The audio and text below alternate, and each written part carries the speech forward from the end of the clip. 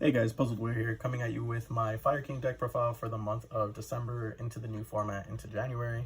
So before I get started, I want to say Merry Christmas, Happy Holidays. Thank you for another year of basically allowing me to do what I like to do, which is throw content at you guys, and you guys seem to respond. So thank you so very much for that. Second of all, like always, there's going to be a deck image down below. If you guys don't care about the deck profile, you guys can just click that and go about your day. Third thing is I took this deck to my locals on Friday, and I managed to get second place, with the new band list, with basically just another $10 budget. So I basically just spent 40 bucks with all the cards that I have, you know what I mean? This is not the Dogmatica, and this is not the Tri Brigade, and this is not the Sinful Spoils. I did not have those cards on me, and when I tested those, I honestly didn't like it. Obviously, minus the Sinful Spoils, I think that one's really good, but this is just what I had, and it managed to work really, really well. So I would say this is like peer built, and it did really well. So let's just get right to it. I'll talk about my card choices and some ratios. If you guys hear talking in the background, I apologize. Hispanic for Christmas, so you guys already know. First, we're gonna get started with two of the big birds, two Grunix. So Grunix allows you to special summon it from the graveyard or from the hand if a fire monster is destroyed by any means, and then on summon it lets you destroy a fire from your hand, field, or deck to the graveyard, and then this gains half that attack, which is really, really good. The main monster you're probably going to be destroying is going to be Kirin, if not Kirin Barone. We'll talk about him in a few, but Kirin is disgustingly broken. So during the main phase, quick effect, you can destroy a fire monster in your hand or on the field, and if you do, you can special summon this card. So this kind of allows you to avoid things like Imperm and Baylor on your other monsters. And then it also has a graveyard effect that if this card is destroyed and sent to the graveyard, you can special summon a Fire King from the graveyard or from the hand. And if you do, you can also non-target pop a card on the field. So a lot of people tend to forget the hand effect. So I usually special summon like Bengali or Navarta and Arvata in the hands, because they're like, oh, you don't have anything in the graveyard, but there's obviously the hand. For the other ones, we're running 3 Chicken Little. Chicken Little here, Ponix, same thing as Grunix. If a card of a fire monster is destroyed, you can special summon this card from your hand, and then excuse me, on normal or special, you are allowed to add a Fire King spell or trap card from your deck to your hand, and then during the next standby phase that this card was destroyed by a card effect, you can add it back to your hand from the graveyard. Remember that it does, the last action that this card needs to happen is the destruction. So meaning that, like, let's just say you bring it back to link summon or whatever, you can't just add it back even though you destroyed it earlier that turn. The last action needs to be the destruction, and it needs to be in the graveyard. So please keep that in mind. For the rest of the Fire Kings, we are running 3 Arvada. This card's really good. Obviously, this is your monster negate, so from anywhere. So essentially, when a monster effect is activated, you can destroy another face-up monster, fire monster in your hand or on the field, and if you do negate it, doesn't destroy, just negates. Right. It also has a graveyard effect that if this card is destroyed, you can target and special a Fire King monster from your graveyard, special summon it, negate its effects, and destroy it during the end phase, which is really good, and it allows you to enable OTKs and things like that. It's just a really good card in general. Yeah, you're mostly going to always want to have this up. I am running for the rest of the Fire Kings, the one Bengali and the one Barone. Barone is probably the first, if not the second card that you want to destroy with Grunix in the deck, because this allows you during the next standby phase to search any Fire King card. And then Bengali is basically the same thing as Arvada, except this is a spell or trap negate. So pretty good. One thing I do want to mention, just a little side ruling note, cards like Grunix, Ponix, and Bengali and Barong state that if a face-up Fire King monster is destroyed by battle or by card effect, well, not Fire King, but some of them have like fire, you know what I mean? Well, if they're destroyed by battle or by card effect, special summon it. So if you guys are trying to, let's just say your monster gets destroyed and you have Grunix in the graveyard and Bengali in your hand, you can't just be like, oh, Chainlink 1 to special, Chainlink 2 to special. You can only do one or the other. It's just ruled that way. Just keep that in mind. I did have a couple of ruling questions, and that was kind of something that I asked, and yeah, that kind of lost me my that didn't lose me, but that lost me a game because I misplayed really heavily. but I ended up winning that match, so it doesn't matter. That is it for the Fire King cards. Some people are actually running 2 Barone instead of the 1 Bengali. You guys can do that if you guys want. I just wanted the diversity, and it ended up working really well for me. For the rest of the monsters, which are just hand traps, okay, so let's just get to the hand traps.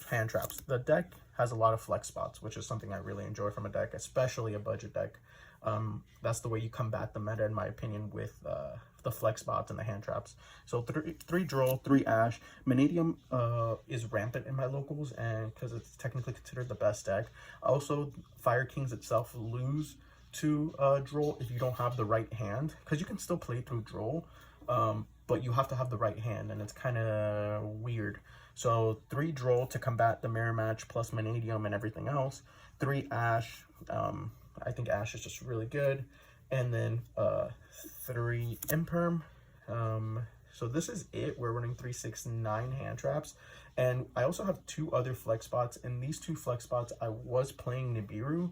I mean, I wanted to play Nibiru, but I honestly opted not to. And so I ended up just going with 2 Pank, and let me tell you, this card is fantastic. This card is so good. It's so good. It's so good. I love this card.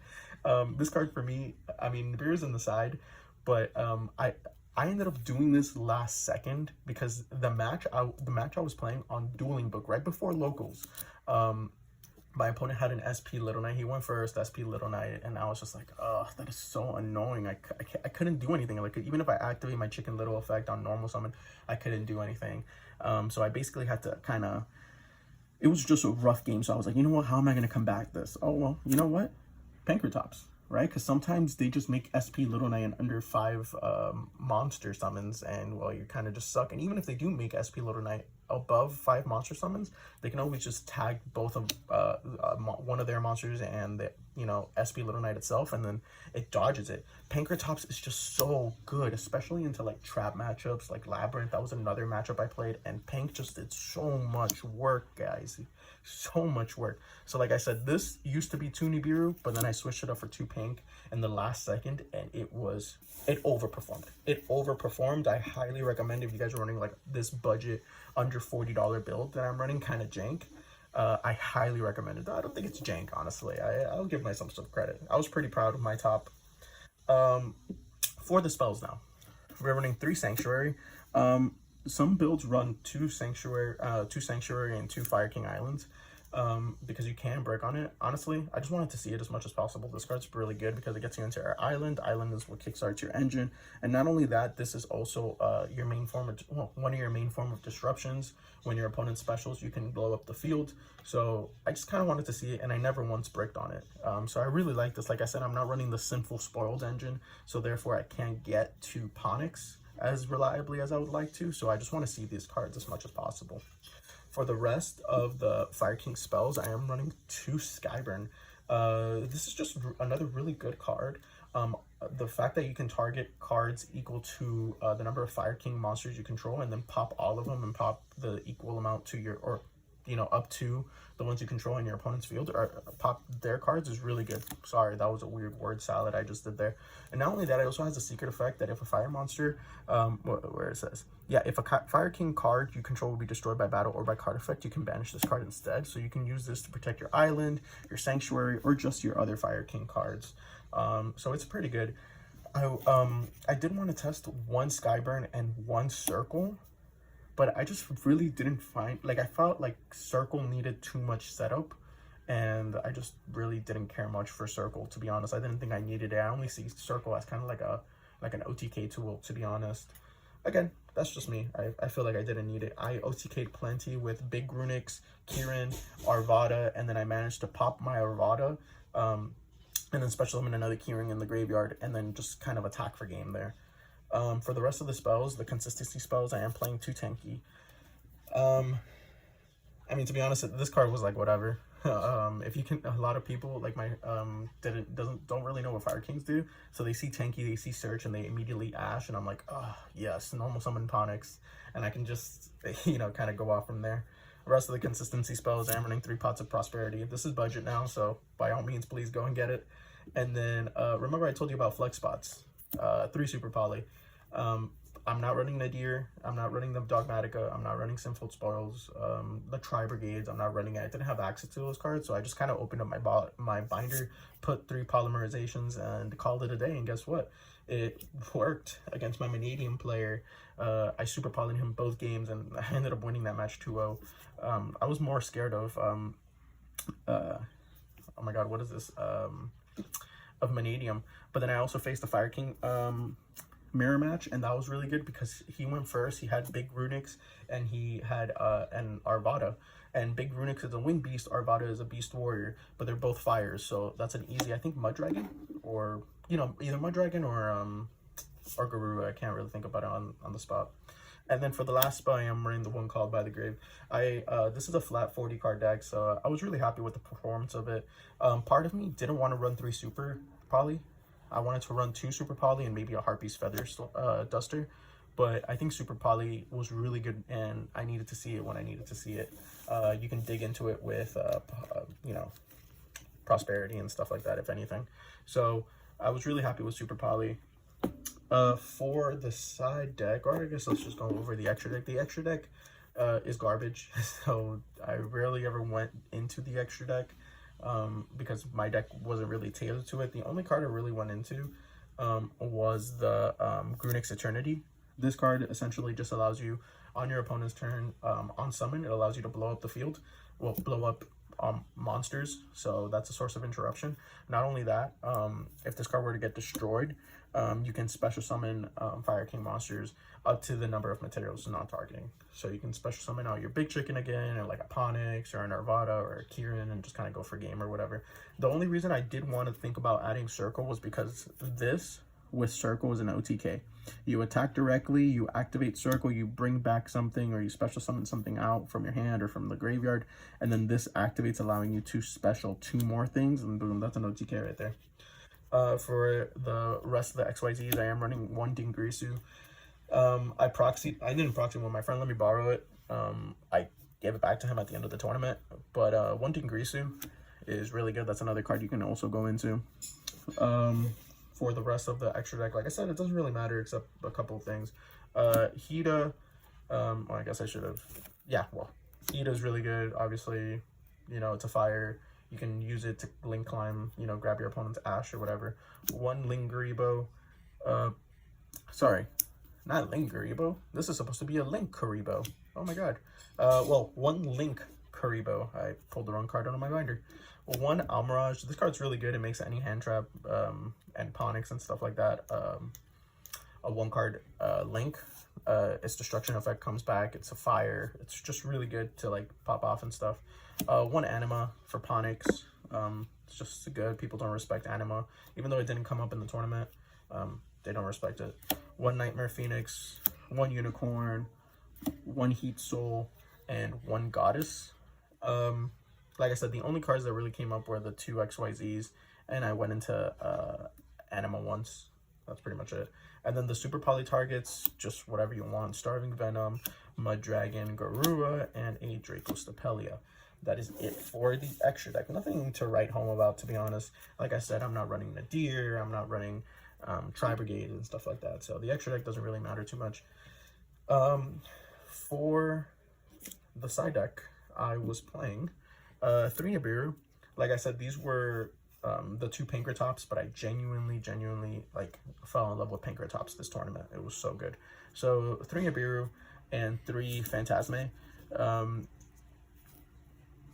Yeah, I mean, I think this is a pretty good lineup, to be honest. As you can tell, I'm not running Veiler. You guys can for sure run Veiler. You guys can just substitute whichever hand traps you want, honestly. Veiler, Ghost Ogre, Bell's really good. You guys can just do whatever. For the rest of the side, we're running 3 evenly matched, 3 Solemn Judgment for going first, 3 Skill Drain. Most of your monsters are pretty big. Kieran is 24, Grunix is 27, and you guys can also go into a 3k beater, XYZ. So I would say it's pretty good. Remember that they also have graveyard effects.